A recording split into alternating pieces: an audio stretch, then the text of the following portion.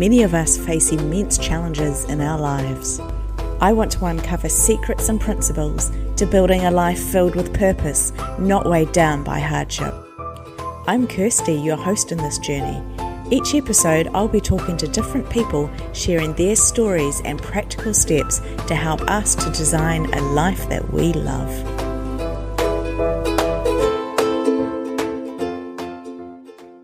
So joining me today, we've got Daniel Burgess from the Phoenix Experience, which is based in Melbourne. So Daniel, welcome to the show. It's great to have you here. Thank you for having me. I'm super excited. Yep, I think we're going to have some fun today. So Daniel, you have got quite a life story. You've had some amazing things happen, but not only that, you've got some amazing things that you want to do. So do you want to start? Do you want to tell us a little bit about yourself? Yeah, well, thank you. Yes, my name's Dan or Daniel.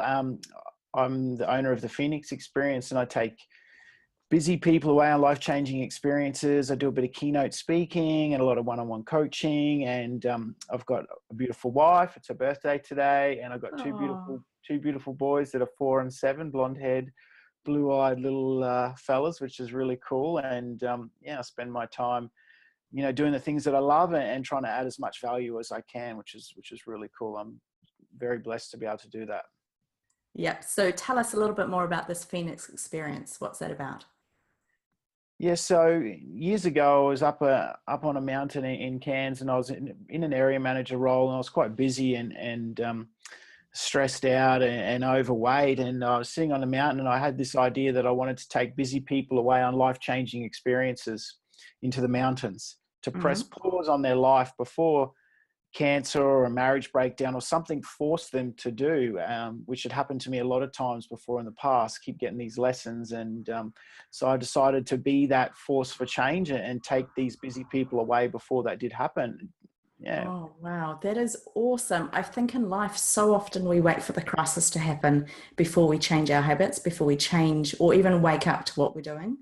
We allow that crisis to kick in. So were you concerned about some of these things? You talked about health, maybe cancer or something like that. Were you worried that something like that was going to happen to you? Yeah, maybe not. I just felt like I'd had a lot of things happen over life, like accidents and the universe trying to snap me out of whatever, spiral that I was in. And this time I felt like I was headed for a train wreck. I was overweight. I was out of balance. I was disconnected from my family. And I was like, for once, I'm actually going to take control. And that realization came by pressing pause and leaving my phone at home. Like my boss said, look, if you take your phone on holiday, I'm going to sack you. So I left my phone at home, and it took a week of being out in the mountains for me to fully unplug from that phone, and then to realize that I was overweight, and realize I was disconnected, and realize that these old strategies were playing out. And that was when I was like, well, I want to recreate this same experience for other busy professionals so they don't have to have that happen like it seems to happen. And I wanted to create those same conditions for that life-changing event, which is adversity of climbing a mountain, plus the coaching and the mentorship that we get, from our mentors and that around us in life. And so you went away by yourself? No, I went away there was 2 times I went away with the family. And that was when I had that realization. We went away to New Zealand, but I was in the mountains on my own riding. And then when I came back, I went up to North Queensland, a bit of a soul searching mission by myself. And that's when I came to the realization that I wanted to do this for other people. Oh, wow. I love what you're doing. I think it's so great. The Phoenix Experience. We're going to put links to that in the showcase notes. And Awesome. yeah, if you're listening to this and you're feeling like you want to get away, you're feeling like you need to unplug, but you're not quite sure how, you need to connect with Daniel, connect to the Phoenix Experience. And yeah, it's going to be great to hear how that goes. We'll come back to that a little bit later. But Awesome. You've talked also, you mentioned that you'd had a lot of curveballs in life, that you've had a lot of things where maybe life was really coming for you, and you I can't remember your exact words, but you felt like you were heading for a big one. Was that what you said? Yeah, headed for a train wreck. Yeah. Train wreck. That's it. Heading for a train wreck. What sort of things kept happening? What's your journey been so far? Yeah, well, I guess it all started when I was quite young. When I was 19, I was doing pretty well in life. I had a car, an apartment, a beautiful girlfriend. I had a really good government job, and I was one of the first ever guards I was the youngest ever guard on the Queensland Rail down in Brisbane. And we were on the way to Far North Queensland on holidays. A mate was driving, and a mate of a mate was driving a car, and he fell asleep, and we ran into a bridge at 100 k's an hour. Oh man. And we ripped a brand new Land Cruiser in half, and we flipped upside down and landed in the creek bed 35 feet down. And yeah, it was at that moment my life changed a lot, and laid there with my leg upside down, my leg burning on the engine block for 2.5 hours. And 2.5 hours. Yeah, and we narrowly missed the water, which was a good thing, because like we're by 2 meters, otherwise we would have drowned, because the car was so mangled. We had to get cut out. And yeah, laid there with my neck was shattered. I had a complete burst fracture of my C7 and a broken back in between my shoulders, and broken arm, and pretty much left for dead, really. What was going through your mind at the time? You were conscious. You said you lay there for 2.5 hours with your leg burning on the engine. Yeah, well, the main thing that, I was conscious. The funny thing was because of the spinal damage, I couldn't feel my leg burning. Oh, okay. But one of my foot was crushed, and that was the thing that I could feel. And I was even trying to I didn't realize I was upside down though. For really? The first, I didn't realize. I thought I was the right way up. I was obviously confused, but I was hanging on just by my feet, hanging. And the fireys were amazing. The ambulance got there pretty fast, but it took a long time for them to cut me out, because it was really, really bad.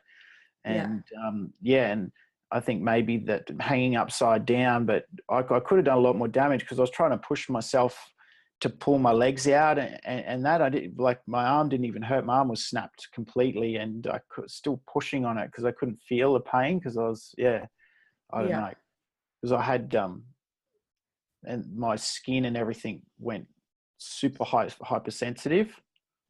So anything, like when I got to hospital and stuff, so anytime they touched me, it was just like 1,000 needles going into my body, because everything was just shutting down. I don't know. Yeah. But, wow. Yeah. So I was just like, the pressure of my crushed feet was probably the most painful thing.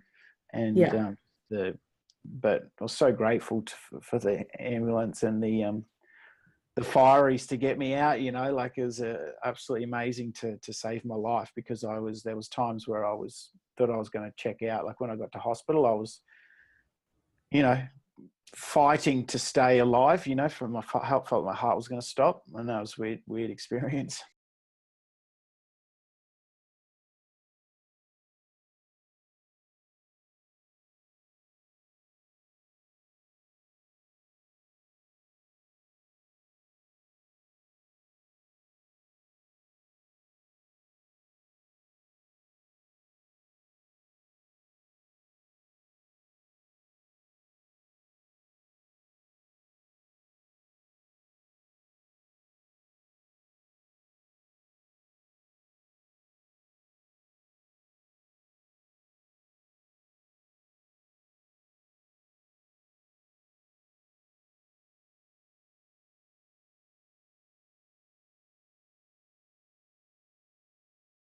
Yeah, it was just really full on. Like, I wasn't really thinking about dying. Wasn't an option. Yeah, wasn't scared or anything. I was just like, I'd realized pretty coherent with what had happened. I didn't realize how bad my injuries were. Like, I didn't realize that I don't think they realized like I had a shattered neck and a broken back and everything. Like, I didn't know that at the time. So at what point did you understand just how intense this accident was? I think when I got airlifted to Brisbane, and I got taken to a public hospital, and I said, look, I've got private health insurance, get me out of it. They were really rough. Driving the trolley, like where that you lay on like the stretcher thing down, and there's bumps and stuff in the concrete, or the liner or whatever, and just that bump would just be like the most excruciating pain because of the hypersensitivity in my skin. And I said, get me out of here. I don't want to be here. Get me to a private hospital. And then as soon as I got to the private hospital, they was like, they put cotton gloves on me, and they just like, I was just like, but then the bolts, then they put the screws in my head with the bolts and then the weights, and then that's when I knew it was really bad. Yeah, And they'd that have to would come. kind of give it away. Yeah. And they'd have to come and turn the bed, like they lift the bed up so the blood doesn't pool in your body, and then you lift you up the other way. And Oh man. I was in so much pain that I was having pethidine. You have a little button, so when the pain gets so bad, you can just hit the button. And it was getting so out of control that I was hitting the button for the pethidine, and then I'd be like going to hit it again, and I'd be out, felt like, for like 6 or 7 hours. And then I'd call the nurse, and she said, because I said my button's not working, she said, hasn't even been 7 minutes yet. And I was Oh like, no. holy And you're crap. feeling like it's been hours. Yeah. Yeah, so it's like I was on another planet, and they sort of said, we don't think you're probably going to be able to walk again, and all of those things. But How did that make you feel? I was pretty defiant, whether it was realistic or not. I was pretty defiant. I was like, no, I'm definitely walking again. I knew I wanted to get back out and do the things that I love, and I thought, if I can feel something, that I'll be able to walk again. Yeah, it's pretty full on. When I was told that I'd possibly never walk again as well, I didn't accept it whatsoever. It wasn't even something that I entertained. It's just like, well, Yeah. I'll do the best that I can, Yeah. and I'm going to show you.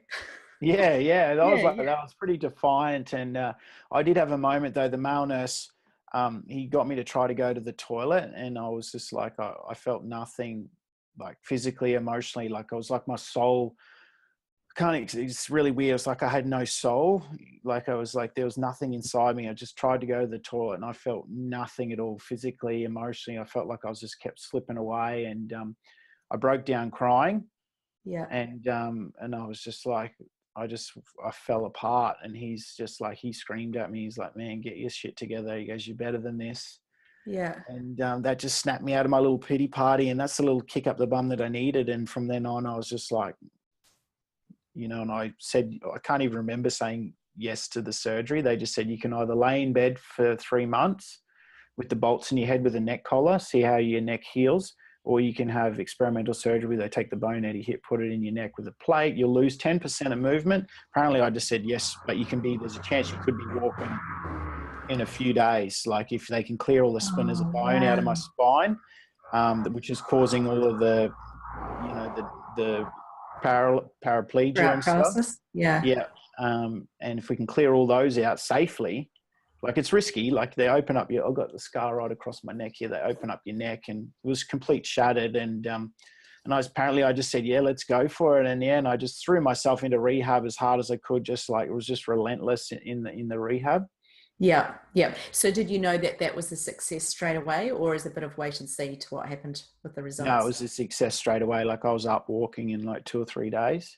That's amazing. Yeah, Yeah, not walking. I was like, I could sit up, and yeah, then then I sort of, it was like you see on those things, and you would have had to do it. You've got to like one step at a time, lift your knees, and it was exactly like all that, learning to walk again. And I walked like a robot for probably 2 years. yeah. It was like it just, like people must have thought, I don't know what they thought. Oh, I wouldn't worry about what people think. Never worried about that. Yeah. How did you come out of that? Were you have any sustaining injuries apart from broken bones? Yeah, so I was I was in hospital with all the bolts in my head, where they have weights to keep your spine straight, so your spinal cord doesn't get severed, and all of that. And I was in hospital, and they said that I'd never walk again. I couldn't feel anything from my chest down, and couldn't go to the toilet or do any of those things that we take for granted. And they said, you're going to have to use a catheter for the rest of your life, and all of these things. And I was like, I won't accept that. And and then they asked me, ended up having experimental surgery. They took bone out of my hip and put it in my neck with a plate, it's quite common now, but 20 years ago I was one of the first people in Australia to have it. And saved my life, really. And then I just threw myself into rehab, and I walked out of hospital about 6 weeks later. And Oh wow, you walked out? Yeah, with a cane. It took me a long time, but I was just really determined, and but that wiped me out. I ended up I slept for a week, and Yeah. that sort of really set in path that experience. You know, the next sort of 5 years of my life, where I basically just walked out on everything. I left my car, my apartment, my girlfriend crying on the doorstep, my job, everything, and just hitchhiked back up to far North Queensland and hitchhiked around everywhere, all around North Queensland, homeless and broke and with no money, and just tried to piece my life back together, really. Yeah. Wow. So you were literally broken. You left everything. So your body recovered a little bit, and then you went off on the soul searching journey.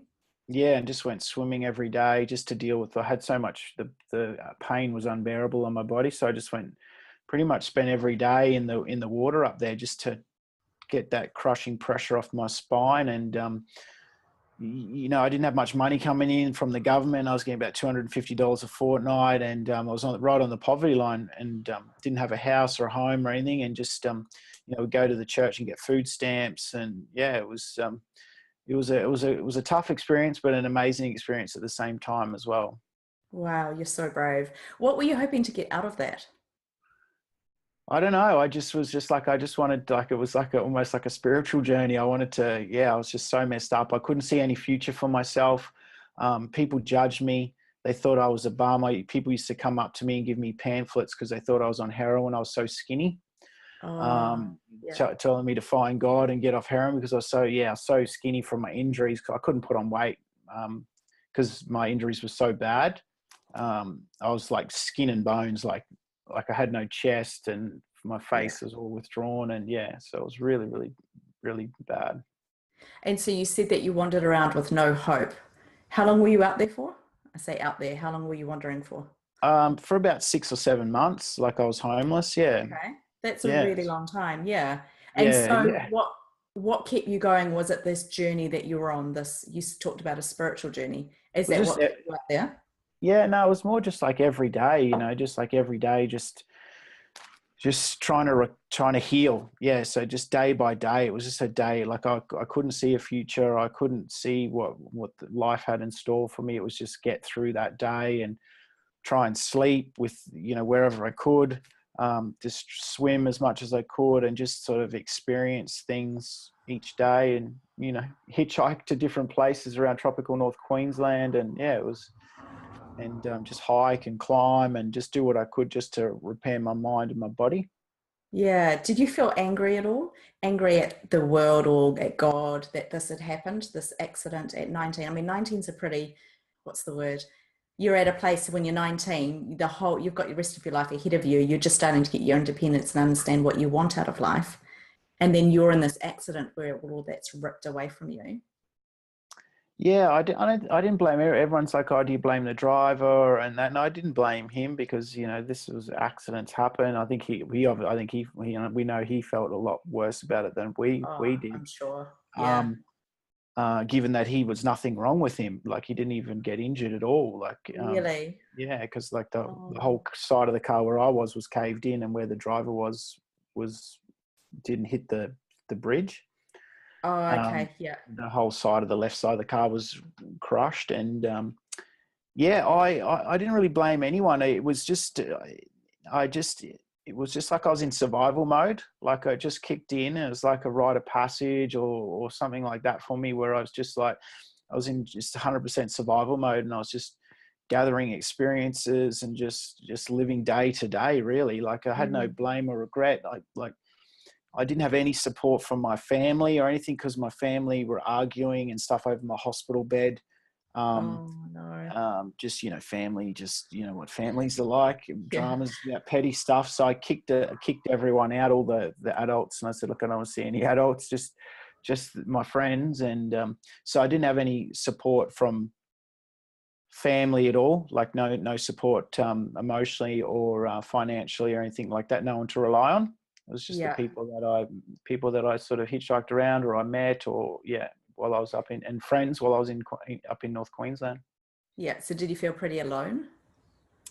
I did it sometimes. Yeah, when I was broke and hungry, I did. Yeah, Yeah, absolutely. yeah, for I had to sure. walk around Woolworths, eating fruit and nuts and food and chocolate bars and whatever I could to survive. At some stage, I was that just before I got Yeah. paid from the government. And but I had really good. I knew some awesome friends up in Cairns, like some great friends, and that's really that helped me a lot. You know, having really good people that it's sometimes we had this bit of a borrowing cycle where someone would get paid and then we'd borrow money and then I'd get paid and you'd lend them back the money. So it's this sort of spiral where everyone was right on the poverty line, and we managed to get through. And it was just cool. And you meet some crazy characters when you're hitchhiking around like the far north and stuff as well, which always makes for things for interesting and stuff as well. So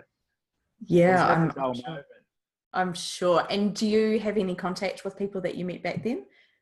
Yeah, definitely. Yeah, definitely. Still in touch with them? Yeah, still like all of my Cairns friends and everything I talk with, not all the time, but definitely have some contact with them. Yeah, I think your journey is so inspirational. It's so amazing. Can you tell us a little bit about how you are today?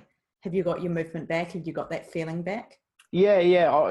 From my sort of my right rib cage down on my right hand side, I've got limited feeling. I would say it's probably come back 30%, maybe. Okay. Yeah. So like I cut myself, or I'll scrape something and I won't know that my leg will be bleeding or something, and I won't even realize. Oh yeah. And I can't put my leg in my right leg in a hot bath because I won't be able to tell if it's hot or not. Like I have to put my left leg in. Well, so why is the left leg different to the right leg? I don't know. It's because I broke my back on the right hand side, in between my shoulders, and my neck was a complete burst fracture. And there's just splinters of bone all through my spinal cord. So any one of those splinter bones could have just cut the nerve. And my thumb here, this thumb and this muscle that goes right around there is all faded away as well. So whatever bit of bone that's stuck into the body's weird, that whole, I've got no strength in this thumb part here, and all that, that little muscle on the top of your thumb there, that's all faded away and gone. So that's probably the remnants of it that I know of. Yeah.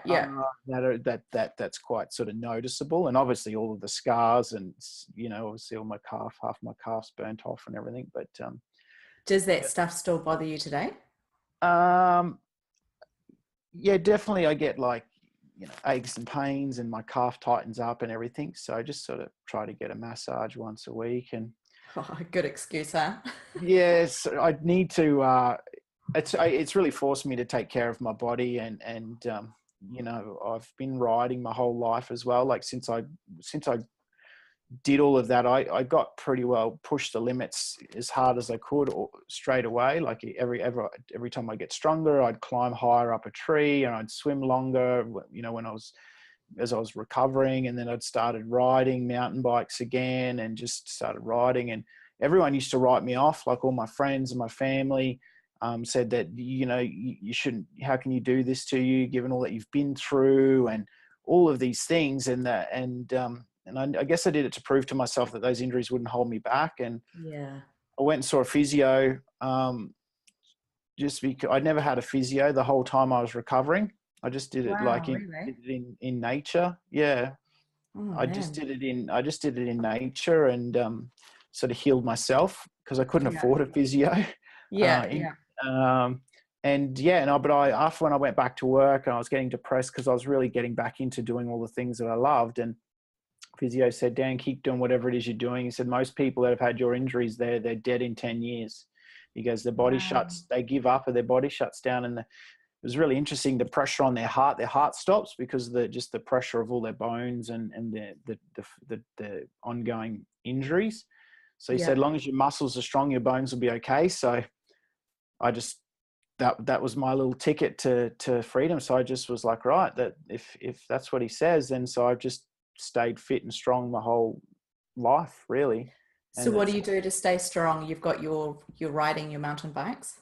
Yeah, so over the years, like I used to do some weight training and riding the bikes and everything. And the last few years, just, with with kids, and as you know, like you have to sort of pick one thing that you've got time to do. And then, yes, I was just did a lot of riding. And then the last year it's just been flat out into the CrossFit, just hitting that hard. Wow. Get That's amazing. pretty obsessed about things. Yeah. To consider that you were in this car accident, you had broken back, broken arms, legs, you lost part of your leg from this burn, you've had spinal surgery, you've had bits moved around, put somewhere else, and you're doing CrossFit. Yeah. And but awesome. I've got this belief, like I've got, it's crazy. Like I just said, to my CrossFit instructor, I said, I'll be one of the fittest people in this gym. It said, it might take me a while to catch these young guys. They're all amazing, like athletes. I don't know. I've just got that belief that that there's no physical limitations. I've got my limitations, especially with my grip in my hand and things like that. But I've got enough runs on the road to prove that I can. My body adapts pretty well. This when I first started, I could probably go 3 times a week. Because that's all my body could sort of handle. And now I go sort of 5 or 6 times a week, and recovering pretty well. And it's a good thing too, because it forces you to recover, because you need to do your massages and your stretching and the roller and all that sort of thing. So cool. Wow. I like to push the limits a bit. And everyone told me when like 20 years ago, they said if I keep doing what I was doing, my body would be full of arthritis by the time I was 40 and I wouldn't be able to walk. So, well, and like, I'm one of the fittest guys my age I know, now. And that's not just that's not ego. That's why I want to inspire guys and girls my age. And that's why I love your show and your story, is that you can always turn it around. Like you're never too old, too skinny, broke, overweight, stressed out, or anything to turn things around and start fresh, because your mind and your body adapts quickly. Like it's more quickly than we give ourselves credit for. Even injuries, like long-term injuries and chronic injuries that we think are not curable are. So No, I totally agree. I think we've always got options. It's something that my mother taught me from a very early age, was you always have choice, you always have options. And it's about tweaking things and finding out what can work for us, rather than just giving into the circumstance, rather than giving up. So I really admire what you're saying. I think it's fantastic. How do you feel about your future now? I'm really excited about the future. Like when I first started this journey, started this idea about the Phoenix experience and what I wanted to do, and there'd be times where I'd just go to bed and put my head under a pillow, and I didn't want to face the world, because I was like, what have I done? I'm letting my family down, and I should just go and get a normal job. And then just one of my friends said to me, when she's another coach, she said that you've got to do this. You've come too far, and you need to share your gift with other people to show them that they can do that, especially busy people and busy mums and busy professionals and all of that. So that helped me push through all of the crushing self-doubt, and because I had no business experience or anything like that, and I've turned my life around so many times, but this was different, because it's just like I had no reference points for having my own business or anything like that, and I just kept pushing through and kept breaking through the self-doubt, and just rewiring my brain every day by reading and learning, and got this saying in my head that's get so good that they can't ignore you. And the future for me is really good. And just knowing that, and just like that deep knowing that no matter what happens, I know that I'll be okay, because I've been through worse. Yeah. So you don't have any worries about the future? No, like you always think about money and things like that, but I've hit a point now with my skill set that I'm starting to believe. And I think once you hit that point, that there's always options then. And that's what I do a lot of work with job seekers. And that's sort of like, I did it for a year pro bono. I went to a job seeker center, and I said, look, I just want to run some workshops for your clients for 2 hours every week. And they're like, really? You want to do that for free? Like, she thought I was a wacko.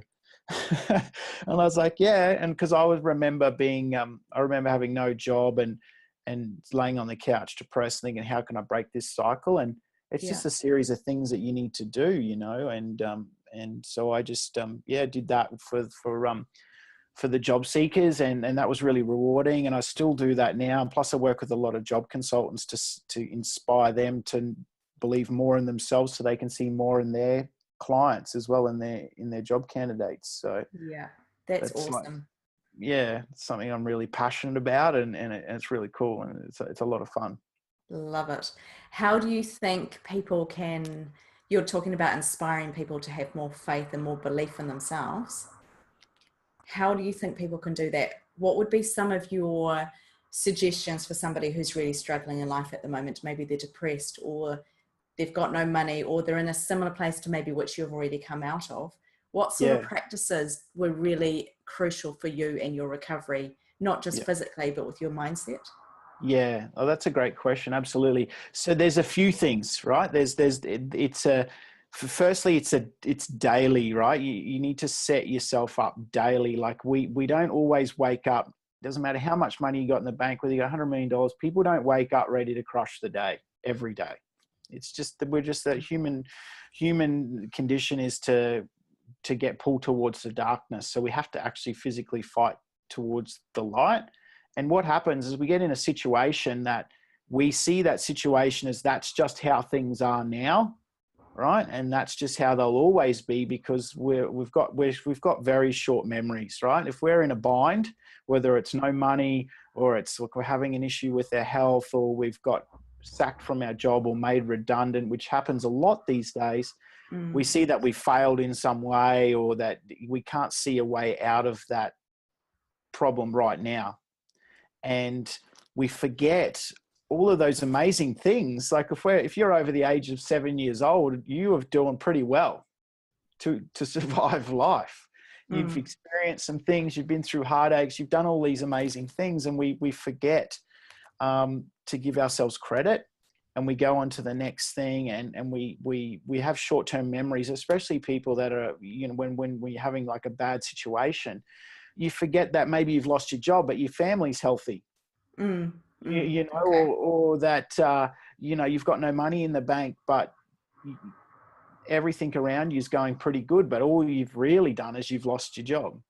Yeah. So if you fix the job, it's looking at the bigger picture. If you fix the job, that's really only just you, because people get in this thing of going, oh, the whole world, everything's stuffed. Well, is it everything, or is it just the fact that at this moment in time, your money situation is not where it needs to be? And I'm not saying this lightly, so don't think that this isn't light. I take this with the utmost respect, because when you're in a hole, and I've been there too many times now to remember, like it's hard, like you're depressed and you shut down and you spend more time on the couch than you should be doing other things, and you're dealing with pain, you can't sleep at night, whatever these things are, right? But know that the situation that you're in now is not how it's always going to be. That's probably my first ever thing, is like the situation does not last. When you come out of it, you might be the new normal, but the situation that you're in now, it won't last. And even if it feels like it's going to last, it's like you put your hand on a hot stove. It feels like forever, but it's only like a millisecond. Yeah. Or your 7 minutes for your pain relief. Exactly. Yeah. Because it was so bad. And then the next step is like remembering all of those amazing things that you've done in the past, right?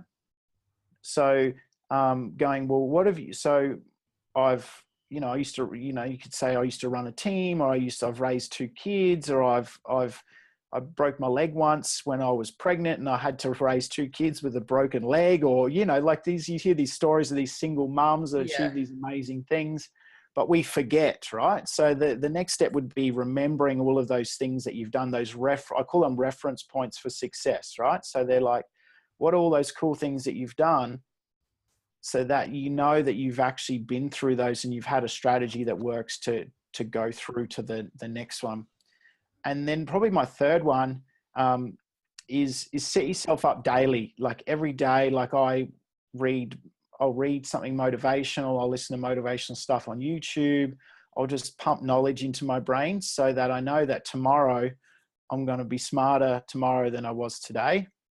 And I think the education is the pathway for everything, and obviously everything overarching over the whole top of this is health as well. If we can put like before any of this, nothing happens without the mind and nothing happens without the body, as you know so well. Like your story is amazing, and what you preach to your clients and to your thing it's amazing. It's like nothing happens without the mind and nothing happens without the body.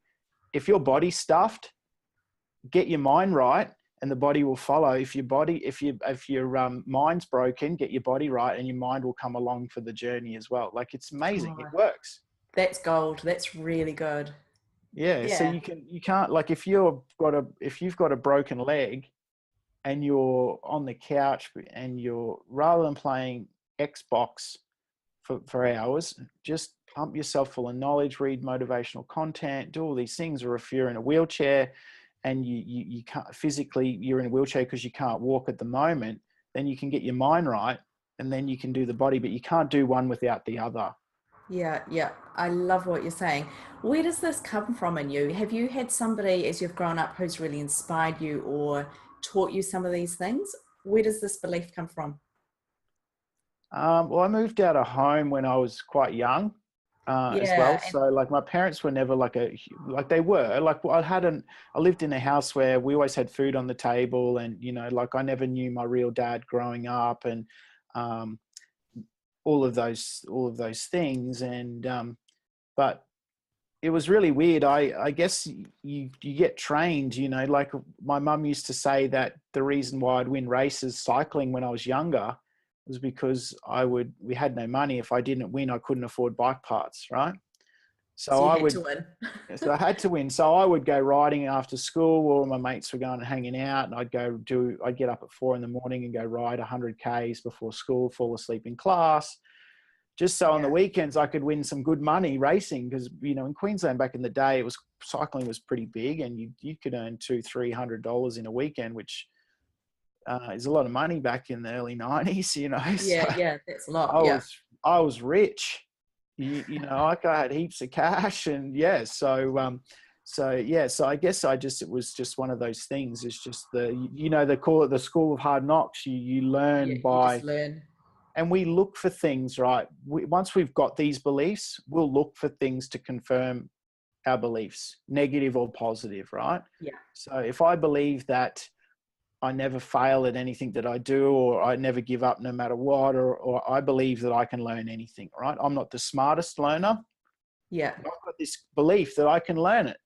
I won't learn it as fast as someone that's smart, but I know that I can learn anything, right? And that's just a crazy belief.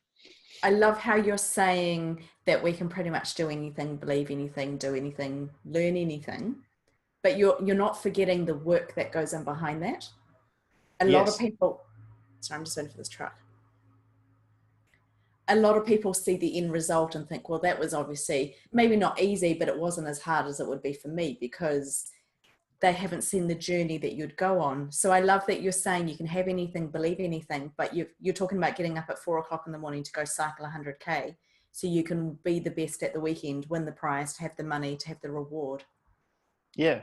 It's awesome. Exactly. And my mates at school, just my mate who started cycling, he's going, oh, it's easy for you. You're naturally talented. And I was like, well, I've been studying a lot about talent and the talent myths and everything. Like people have inherent gifts, right? We're all good at something, but it's a little flicker, right? That's all it is.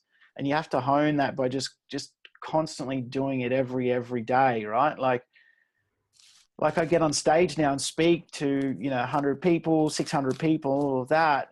And like how I talk now to when I started, like I had communication testings off the charts, right? But when I look at some of my videos that I first shot, I was like, wow. People are like, oh, you're so good. And I was like, that's charity, like it's charity. Yeah. Charity. But like, I was terrible. Let's face it. Yeah. And so you get better, and you just have to like, you do, once you have that belief and you can change that belief, look for things. I always say, look for things to confirm it, and put yourself in positions to go, well, you know what? I'm the type of person that is. If you had told me like years ago, like, I used to say I was never a morning person, right? But that's because I was drinking wine at night to relax and to sleep. because I was so stressed out during the day at my job, and I was Yeah. drinking cans of Coke during the day, you Yeah. know, because I was having the afternoon crash. And like, then I was like, well, I couldn't get up in the morning to do any exercise because I was not a morning person, right? Yeah. Yeah. That's crazy, right? Yeah. And we see Now, this all the time. yeah, now I don't consider myself as a morning person, but I want to get fit and strong. And the only time I can train CrossFit is before the kids get up. So I've got to Yeah. get up at 5 a.m. and go. It's not Yeah. because I'm a morning person, it's because the end goal has got more pull to it than just the getting up. And I'd love to have a glass of wine, but I very rarely, I've had a bottle of wine that's been sitting in here that I got given at a speaking gig, a really nice bottle of Spanish red wine. And it's been sitting in there for 6 months because I know if I have that glass of wine, I'm not going to feel great in the morning, and it's going to be hard to get up to train. So It's all about priority, isn't it? About what you want to get at the end of it, pushing towards the end goal, which is exactly what you've been saying. Yeah, and we can shift our priorities. Like, and most people's priorities around their health or their job or anything gets forced upon them because of a redundancy or a health scare or a crisis. Yeah. Or a crisis. Yeah. Yeah. Yeah. So I think we've actually gone full circle there, where we've come back to the point where we're saying, let's not wait for the crisis. Let's not wait till you talked about sitting at the top of the mountain, feeling overweight and feeling like you needed to change your life or a crisis would happen. Yeah. Let's live our life before the crisis hits. Let's change our life so it doesn't hit. Yeah. And so that if it does hit through an accident or some extreme illness or something which is out of our control, we've actually got the right ability and capacity to be able to deal with it. Yes, exactly. But the universe has got its own way. Whatever you believe in, religions or science or quantum physics, quantum physics is obviously this new thing, and they say that energy balances itself, right? Like 10,000 million years ago, when the dinosaurs got wiped out, the Earth balanced itself, right, in some ways. So energy has a way of, and the universe has a way of balancing itself. And if you're out of balance and you're off track, it's going to give you little lessons. And then if you don't listen, those subtleties, it's going to give you a slap in the face and go, look, hang on, it's time to listen. And the signs are there, aren't they? The signs are there. The signs are there that your relationship's not as good as you think, or your health's not as good as you would love, or your relationship with your kids is not as great, or your job. You can see those signs, but we're so busy and distracted that we just put them on hold. Or we ignore them, and we become so used to ignoring them that we can't see them. Exactly. Yeah, I love it. It all sounds so straightforward when we talk about it like this. I know it's not that all simple great for people. In hindsight, Absolutely. At the time, though, taken me probably about 3 hospital trips and relationships being made redundant and all of these things so many times, and eventually we've got the lesson. And it just keeps happening, doesn't it? So I love that you've given us so many bits of information here. You've given us so much value, all your tips and your tricks and your perspective on how we can live our best life. What would you say is your greatest message that you want to share with the world? Or our listeners in this case.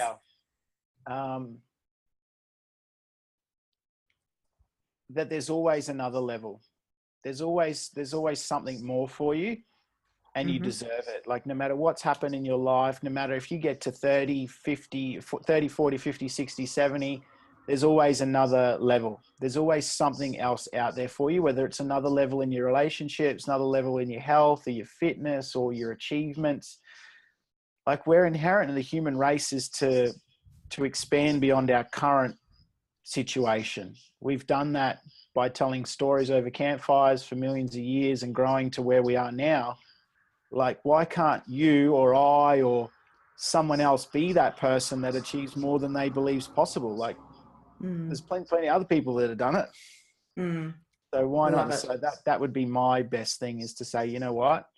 If you're not happy, and I'm not saying that change is easy, but making the decision to change, it is. Yeah. Thank you, Daniel. That has been awesome. So much value in there. I think you've probably helped a lot of our listeners. You've helped me as well. My pleasure. Thank you for that. That's been wonderful. We wish you the best going forward and finding out more about the Phoenix experience. For our listeners who are in New Zealand, this is going to be coming. Daniel's bringing out a team here and going to be running these, he doesn't call them retreats, you call them advances, don't you? Yeah, well, we don't want to retreat from life. We want to Exactly. advance life. Exactly. So these advances, so how many days are they? They're 5 days, is that right? 5 days in your beautiful country, deep into the mountains on the hero's journey. Yeah, we go and we all experience a life-changing event together. Yes, I mean, these are going to be amazing, and I'm so excited to hear how they go. So if you're listening to this and you're interested to join one or to find out more, you can either contact me directly or you can go through and contact Daniel. We'll put his links into the show notes as well. So awesome. Thank you, Daniel, for joining us. Thank you so much. Value, awesome. And we wish you the best. Yeah, you too. Thank you.